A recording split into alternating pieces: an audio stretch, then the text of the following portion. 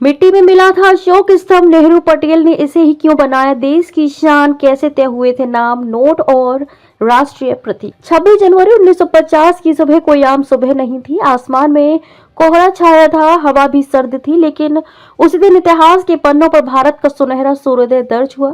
आजादी के ठीक 2 साल 5 महीने 11 दिन बाद उस सुबह सिर्फ संविधान लागू नहीं हुआ था, बल्कि देश की पहचान से जुड़े नाम, नोट, मुहर, ध्वज और प्रतीक भी बदल गए थे।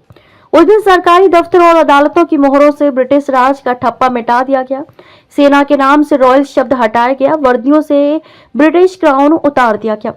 नोटों पर छपी महारानी की तस्वीर इतिहास बन गई। By order of his majesty the king वाले लेटर हेड अब किसी काम के नहीं रहे। गॉड सेव द क्वीन के गीत भी धीरे धीरे भुला दिए गए। धीरे धीरे भारतीय सेना की वर्दी, सरकारी दस्तावेजों, मोहरों और नोटों पर अशोक स्तंभ चमकने लगा। ब्रिटिश फ्लैग, यूनियन जैक की जगह देश भर में तिरंगा लहराने लगा।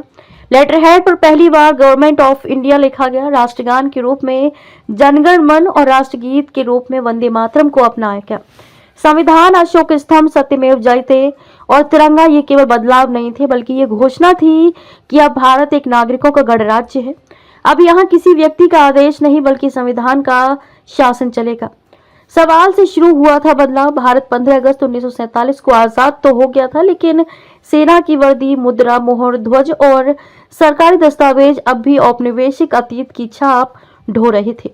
आजादी के तुरंत बाद एक संविधान सभा में अब सवाल उठा कि क्या आजाद भारत रॉयल क्राउन के प्रतीक से भी चलेगा। जवाब आया नहीं। रॉयल क्राउन, यूनियन जैक और औपनिवेशिक प्रतीक स्वतंत्र भारत में नहीं रहेंगे। भारत के अपने स्वदेशी और सभ्यतागत प्रतीक होने चाहिए।